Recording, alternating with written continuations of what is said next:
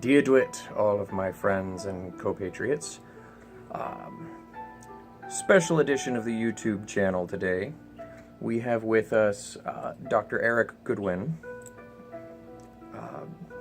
to me, a renowned psychiatrist and Jungian philosopher. So he's here to say hello. Hello. He's here to talk with me. We're going to sort of create an open dialogue about animal spirits. More on animal spirits. I really hope you guys enjoy this video. If you do, a like would be much appreciated. And we'll actually have something for you at the end of the video where we're going to ask for your guys' feedback and inputs. So without further ado, let's open up this dialogue. So I want to do a short recap about what is a spirit animal. Now we're going to look at this in two different languages. We're looking at it in a very spiritual sort of, I don't know if you'd call it right brain language. It's a very spiritual language, esoteric basically. And we're going to be also examining it, the same phenomena from a psychological or psychiatric standpoint, and how those two don't have to butt heads. They can agree harmoniously.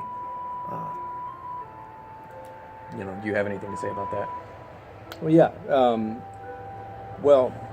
So from my point of view, because you're also pagan. yes. You're just My yeah. take on it is that modern science has progressed, and I believe that the ancient lore masters and druids or what have you would have been very interested in everything that science has to say about the brain. Absolutely. And so that rather than to think of them as completely isolated fields of study, that we should think about how they speak to each other, maybe inform each other. Right.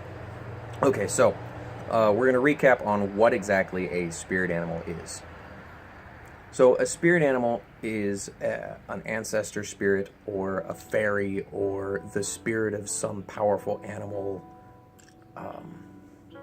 that helps you in your life and guides you along the path of how to connect with your inner divinity, how you can grow yourself, and how you can learn from the natural living world around you to be more at peace and more in harmony with who you are and with your closeness to the Divine One, or oneness, or the many divines, however you plan to look at that. So that's from my point of view, very esoteric.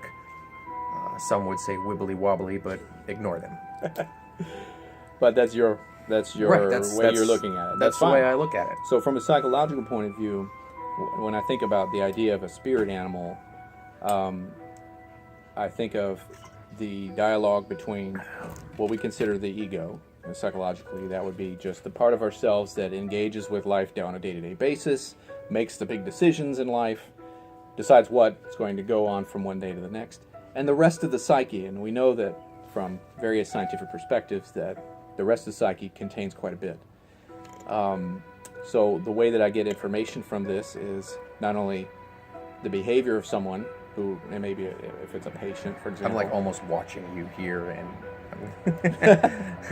and on the other hand, one of the big sources of information is in dreams, and as well as like undirected fantasy material. When I say undirected, I mean I'm not thinking about having a fantasy about X, Y, and Z. Rather, I'm engaging in some sort of meditative practice and kind of lowering our sense of directed will and allowing images to spontaneously appear. When you do that, you will gain all kinds of information about what the rest of the psyche is doing, and you can kind of tap into that, and you can engage in a dialogue. And that's no different than performing a guided meditation, or trying to commune. Right. looking at it more magically speaking, Mm-hmm. there's no real difference between that and attempting to commune. You're doing a lot of the same things. I feel like it's just different language to describe the same phenomena. Yeah, I think so. Okay, so that's our recap. Now, on to something that a lot of people have asked me in the past, and it's kind of it's an interesting and long-winded subject that we're going to try and compress a little bit. How to figure out what your spirit animal is. There are a lot of ways to do this. A lot of what the doc here was talking about in your meditative practices and your communing with the divine and with the spirits and the fairy folk and all that stuff. That is definitely one way to do so. A lot of people, I feel like, get locked into this. Oh, well, this particular such and such animal is so powerful and I really, really like them. I don't know a whole lot about them, but I really, really like them, so that's going to be my spirit animal. And that absolutely drives me crazy. Well, the danger of that is that it's just an arbitrary sort of thing. Yeah, it's an arbitrary pick. You're not... Right. If you're not, like I said it before, the idea here is to engage in a dialogue from the ego with the rest of the psyche, which can contain instinctive intuitions. I think from the various religious traditions, what you're doing is communing with the divine on a certain level. That's the way Jung described it, especially. And if you just pick something because it's kind of neat or whatever, then you're not really necessarily engaging with those other sources of information. And so what I try to do is help people figure out a more systematic, maybe, way of figuring out what those things are saying. And you can do that with dream material. You can do it with meditative practice, and we'll get into some of that in a few minutes. I've helped some people to find their spirit animal, and I've noticed that a lot of times it's an animal that shows itself in dreams, but never really says anything. It just expects you to know what it wants from you. And sometimes it's hard because in a dream you have to try and figure out, well, what the hell does this animal want from me? And when they do communicate with you, sometimes it's very, very frightening. I think in one of your books you talk about a patient whose spirit animal was a bear, and until they learned to commune with it, it was a terrifying creature. Right. That's right. And that's one of the ways you know that you're dealing with the genuine article, as it were, not just kind of an ego-driven fantasy, is if it can surprise you, if it can give you something you never thought of, then that's a sign that you're dealing with something more authentically from non-ego. So, like, from the other world, from the fairy folk. Exactly, right? Another way to put it. And that's in the book, The Neurobiology of the Gods. I talk about that in the concept of the Thulya, which is a Norse term. Which is the Norse term. Norse term for a following spirit animal.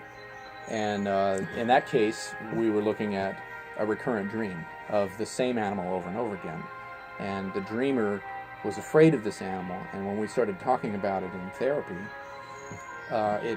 it changed the behavior of the animal in the dreams, because we started to understand. Because you start to understand, and now this fairy folk, which the fairy folk have a long and glorious tradition of being terrifying to mortals until they get what they want. Right, but the point is to engage in a genuine real interaction. Yeah. And then once you do that, just like making offerings to the fairy folk at home, they begin to help you.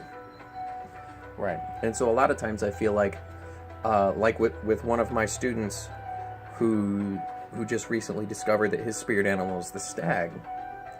We discovered that by going through and sort of taking a collection of all of what he thought of were his animal traits. And then we just compared them to different animals until we found a family of animals that seemed to really resonate. And then once we found that family, it was just a matter of time before we singled into that particular animal. It's a very similar exercise, I feel like, albeit a little less training involved. on your part. I did Well, training of my own. It was just different. Yeah, it was different, on a different pathway. And they're not mutually exclusive. No. Of course not. No. So, for example, you have someone who is recurrently dreaming or seems to be unnaturally drawn to a particular kind of animal, and they spend time with that animal somehow. Maybe it has to be in a zoo, might have to be, if it's a potentially dangerous animal. Like a badger. Like a badger or a wolf or, who knows, a shark. Komodo dragon. Something like that. But you look for confirmation, an emotional connection, something that's, again, if it surprises you, that's something that you should look for. Yeah, absolutely. So that's kind of the compressed version. I'm sure that the good doctor and I could go very, very in depth with methods, and I may do that in a future video. Yeah. I plan on bringing in Dr. Goodwyn for a fair number more of my videos, as happy to help, as he's decently close and in no way related to me at all. Of course not. No. Anyways, so to kind of end up and to wrap this up, no pun intended, I wanted to talk a little bit about my spirit animal. And what I'm going to do here is I'm actually going to listen to what Dr. Goodwyn has to say about my spirit animal, and I'm going to offer my input as being someone who deals with that spirit animal on a regular basis, in both different types of dream work and communion, and in actually going out and physically dealing with this particular animal. Now, I had mentioned briefly in my last video about spirit animals that my spirit animal is the snake. And that seems kind of archetypal. Slightly hesitant to use that word around you. It seems kind of archetypal because there are lots of different kinds of snakes. Well, there are lots of different kinds of stags and lots of different kinds of wolves. Mm-hmm. You're very rarely going to find somebody who's like, well, my animal is the gray Timberwolf. Right. What makes the gray Timberwolf so much different from every other wolf in the wolf family? Right. Yeah, the Arctic fox versus the red fox versus whatever. Yeah. Right. So, and albeit sometimes I feel kind of like a rattlesnake, especially when I'm having to deal with people that I don't particularly like. I kind of wish I had a rattle to tell them to go away. Maybe I should just carry a maraca around. There you go. Sometimes I feel more like a constrictor when I just want to hug and constrict my daughter to death. Or my wife. Or my family members. Or random people on the street that just need to be constricted. Well, there is that. Here's Dr. Goodwyn's take on the serpent. The snake. I talk a lot about the snake as a archetypal image in the Neurobiology of the Gods. It was my first book.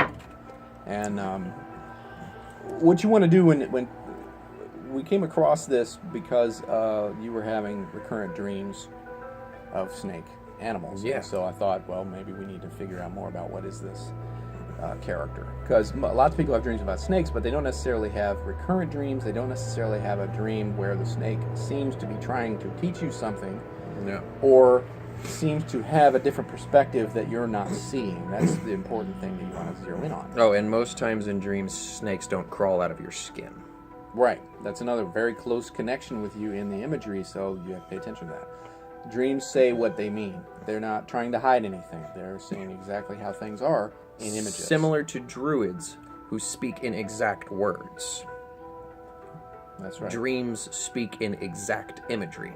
That's right. It's very, very similar. I wanted to point that out. That's very good. Well, the way Jung put it was that the dream is... Nature is never diplomatic. Nature says exactly what she means. That's the truth. Your feelings be damned about it.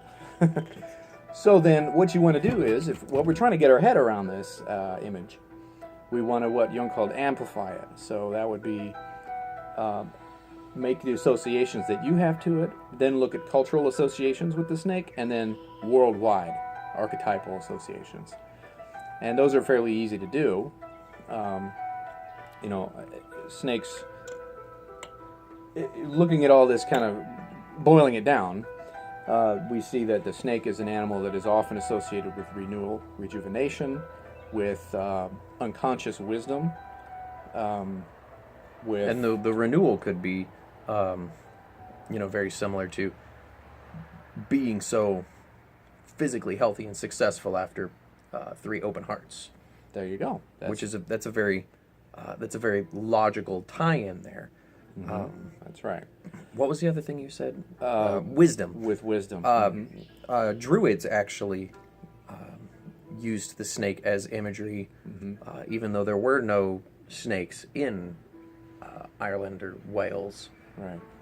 They used the snake as imagery to denote wisdom and sacred knowledge, magic. Right. And so that not only applies to the Druids and to your own ancestry from the Celtic and Norse lines, but also worldwide the snake is used in a very similar way. The Nagas in Hindu are right. the guardians of the sacred enlightenment. In Buddhism, Nagas guard the gateway into nirvana. Right. The Native American animism, at least from the area that we live with, where there are Blackfoot and Cherokee? Yeah. Yeah, Blackfoot and Cherokee. Actually, the rattlesnake is one of the key focuses for that particular esoteric practice. So that's another tie-in for Right. the snakes being magical. So then, when we're talking about the snake image, we're talking about this, or the snake spirit, if you will. It embodies all of those qualities. And if you're going to have a recurrent dream about it, it means that the psyche finds it potent enough of an image to use that to depict that part of your experience, your life, the divine, whatever it is that you seem to be in need of. Another association with the snake is with healing, with Yes. the caduceus from the medical profession, which and, I'm a part of. Hermes Trismegistus. That's right. That's the caduceus, the double snake, and an almost DNA-like There's helix. also the rod of Asclepius. That's right, and that's the single snake going up the staff. In both cases, the snake is rising upward from the ground. So taking that unconscious wisdom of nature and bringing it up into the celestial realm is what the snake is often It's embodying. how the snake It's how the snake do. Exactly. So it doesn't surprise me then, given that you'd had dream experiences of snakes for years and years and years, to find you in this very spot, what you're doing right now, which is exploring esoteric traditions, exploring wisdom traditions, involved in the order of bards, ovates, and druids, as I am, and exploring further how to bring those two realms together, the celestial and I agree. Right? I definitely agree. And so all of that was, your psyche was saying all of that all along, but we just didn't necessarily see it. Well, it was until saying later. that. It was saying that. It was just going. Yeah. Yeah. So, yeah, big hoods and lots of rattles. So then the next step is to figure out, what do I do with all this? Exactly. What do That I do? is. That's what you guys want to know is, how do we approach this from, in my point of view, a clinical point of view, or a clinical perspective, and then from your perspective, From an it's esoteric practice tradition perspective. And I would say, if I was dealing with this with a patient, for example, I would say, let's have a better understanding of what this snake wants. All right, treat it on its own terms as a being in and of itself. Don't think of it just as an abstract image, or just some bunch of abstract psychological words. It appears in your dreams for a reason. You're dreaming it. Why? So that's where we would start the conversation. Now, I would. Each person's going to have a different answer to that. I would move into that same conversation with, these are the things that the snake typically deals in. The snake typically deals in magic. It typically deals in fear. It typically deals in understanding and learning and growing and regrowing and rebirth. And connecting the divine with the material. Exactly. So if you look at that, those are the places that we want to start looking with the snake. the snake can be a very dangerous animal. Vipers, constrictors, rather large snakes in general. Snakes are very, they're fear-invoking. I've met a lot of people who are absolutely terrified of snakes for no reason. And that saddens me because they're such amazing animals. But they deserve respect. They do. That's what that's They about. definitely deserve respect. You should not go out into the woods and hug timber rattlesnakes. They will not find it as amusing as you do. I Not promise a good you. idea. It's getting too concrete, right? We want to keep it in the spiritual. I promise you, they will not find it as amusing as you do. Yeah. And you won't find it very amusing for long. But if you look at those things, and you ask yourself, okay, what am I doing in my life that's going to further what this snake wants from me? That's where I look at it. I go, okay, what am I? If these are the things, if these are the domains that this particular being holds under its scales, if this is what it's coiled around and staring at you, looking at, going, what can I do to further that? Can I learn something new? Can I teach myself something old? Can I reteach myself? Can I look at the thing I've been looking at for 10 years and go, I wonder if I've been looking at that the right way. Right. That's exactly Right. the So idea. there's a lot there. In therapy, one of the goals of therapy is to bring the ego in better connection with the unconscious. So to that end, there's a lot of different things you can do. On one end, you want to look at maybe thinking, well, what I'm experiencing right now look like from the point of view of the animal? That's basically what the dream is doing. That's Another true. one is practice-wise for pagans, or whoever, is to practice, or in a ritual sense, ways that you can enact that connection, right? Whether it be making an offering to the spirit of that animal on a certain day, or however that fits in with your practice. There's definitely ways to do that within each tradition. So, and maybe that's a good place to wrap it up for today. I think so. So, in closing, if you all would please, in the comments, among your likes and your glorious love for me and what I do, if you all would leave me the spirit animals that you think you have, or just animals that you think would be cool to know about. I want to take and do a video segment on whatever animal is most common in this comment line. So if you guys want to do that, that would be absolutely great. Look forward to more videos with myself and Dr. Goodwyn here. And blessings of the forest to you all, and have a very good day. That's how we do that, by the way. Okay. Okay. All right. All right. Until next time.